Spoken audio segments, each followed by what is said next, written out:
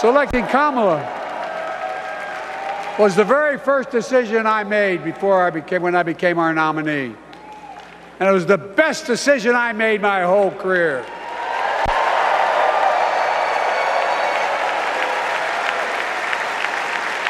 We've not only gotten to know each other, we've become close friends. She's tough, she's experienced, and she has enormous integrity, enormous integrity.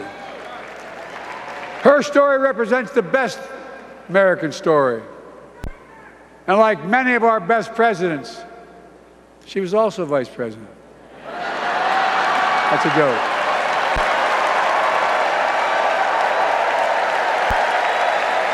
But she'll be a president our children can look up to. She'll be a president respected by world leaders because she already is. She'll be a president we can all be proud of. And she will be a historic president who puts her stamp on America's future.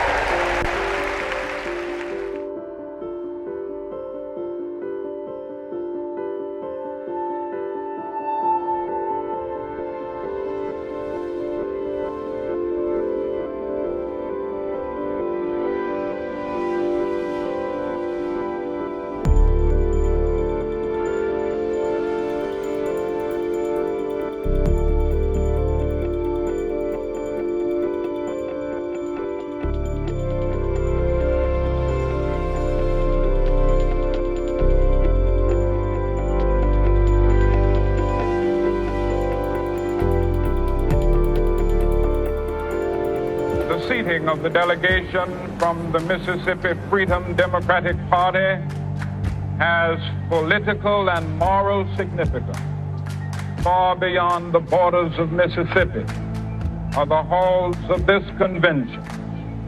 It is the very terror that these people are living through that is the reason that Negroes aren't voting, that they're kept out of the Democratic Party by the terror of the regular party. And what I want the Credentials Committee to hear is the terror which the regular party uses on the people of Mississippi, which is what Reverend King was explaining, which is what Aaron Henry was explaining, and which is what the next witness will explain, Mrs. Fannie Lou Hamer.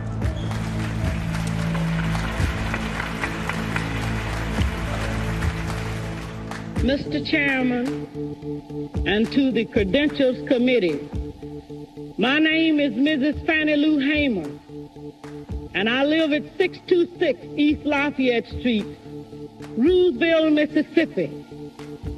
Sunflower County, the home of Senator James O. Eastland and Senator Steny. All of this is on account of we want to register to become first-class citizens. And if the Freedom Democratic Party is not seated now, I question America. Is this America, the land of the free and the home of the brave, where we have to sleep with our telephones off of the hook because our lives be threatened daily, because we want to live as decent human beings in America? Thank you.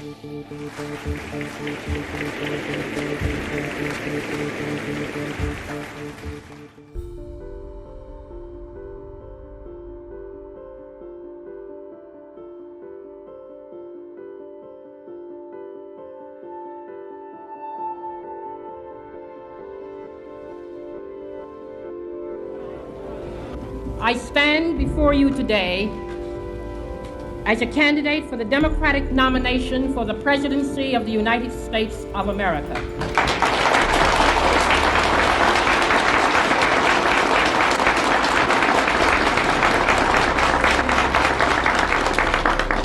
I am not the candidate of Black America, although I am Black and proud. I am not the candidate of the women's movement of this country, although I am a woman, and I'm equally proud of that.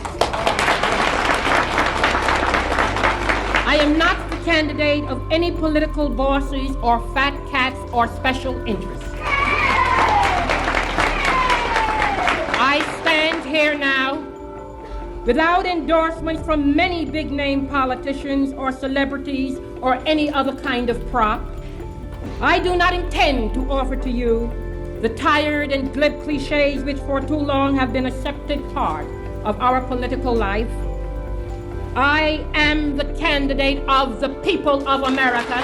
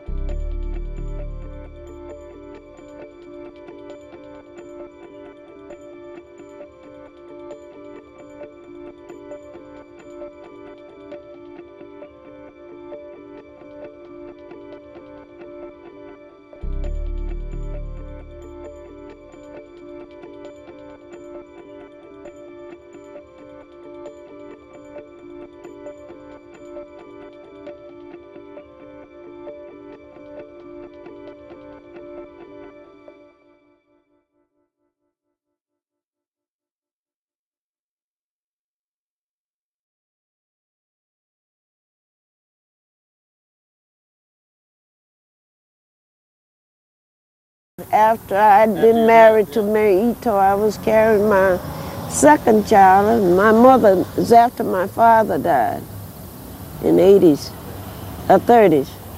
And my mother always said that same year when he died, she said, I am going down and make myself a citizen. And we went to Mrs. Carr and her lawyer, and they told us they'd stand behind him. Miss Carr opened the door for us. They wasn't going to let us in. She tasked all of them to go with her down there to register. They wouldn't go. I was always the child that they dared to dare me. I always liked excitement. So I told her I'd go. But I went in there and got my father's gun and his straight razor. She didn't know I had it. I said, they ain't gonna mistreat me when I get down there, I'm gonna kill them.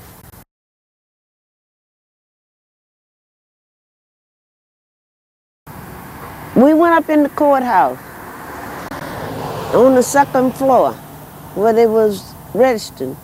When they saw us coming, they shut the door. And one man was standing outside, we couldn't get in. My mother was asking him why. Miss Carr come up and asked him, is the register closed? And they said no, they was gonna let her in, so she just took the door and slammed it back. So, well, open up the doors then, you know? She was a white lady. She said, open up the doors. What you doing shutting yourself in here? Then we went in and asked them, could we register? It was talking about tired and fairness, and what all they was gonna do if we didn't get out of that courthouse. It was 4 women, my mother, Eva Mae Garrett, and Lottie Gaffney, and Lillian Sutton, just 4 women. We couldn't get no men to go with us. They knew we were coming.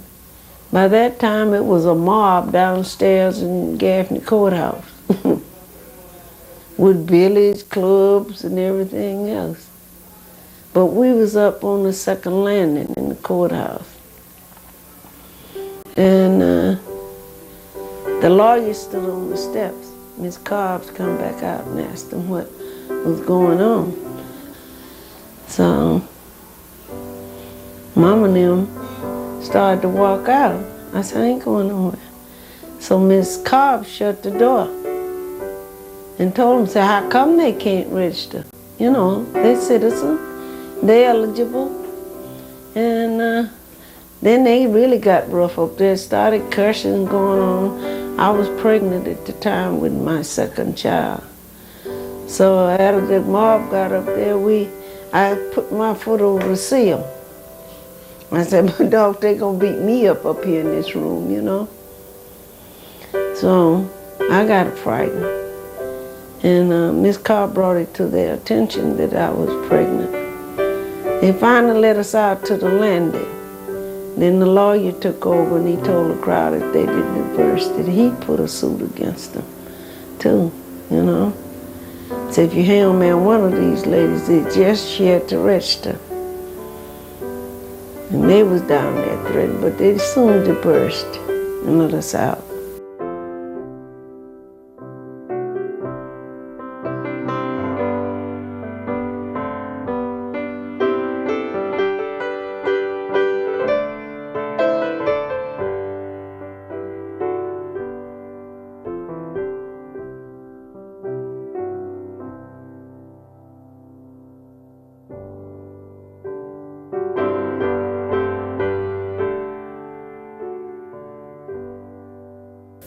Not only was our civil right violated, but they made their threats. We proved that they made the threats, threaten our lives, and everything else. Burn our houses. That's a federal crime. Well, part of the case centered on whether or not they actually formed a conspiracy against you. And they did. Against any black man or woman that wanted to walk up there. It just wasn't us. It was anybody that tried to break that code.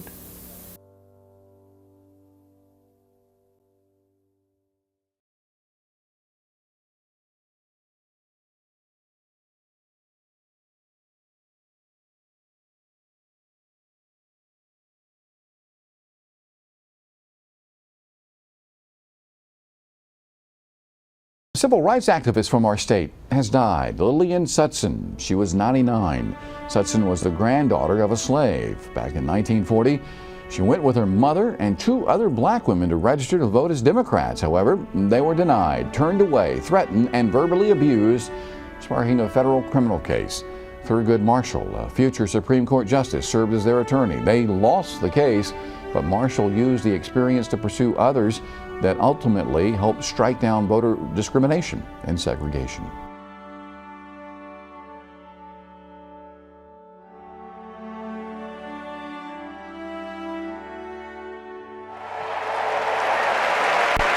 And so, on behalf of the people, on behalf of every American, regardless of party, race, gender, or the language your grandmother speaks, on behalf of my mother and everyone who has ever set out on their own unlikely journey, on behalf of Americans like the people I grew up with, people who work hard, chase their dreams, and look out for one another, on behalf of everyone whose story could only be written in the greatest nation on earth, I accept your nomination to be President of the United States of America.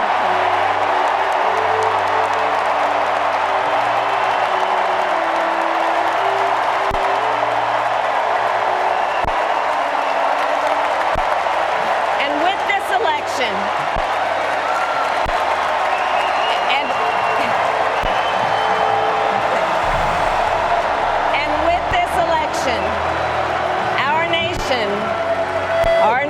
with this election has a precious, fleeting opportunity to move past the bitterness, cynicism, and divisive battles of the past, a chance to chart a new way forward. Not as members of any one party or faction, but as Americans. And let me say, I know there are people of various political views watching tonight, and I want you to know, I promise to be a president for all Americans. You can always trust me to put country above party and self, to hold sacred America's fundamental principles, from the rule of law to free and fair elections, to the peaceful transfer of power.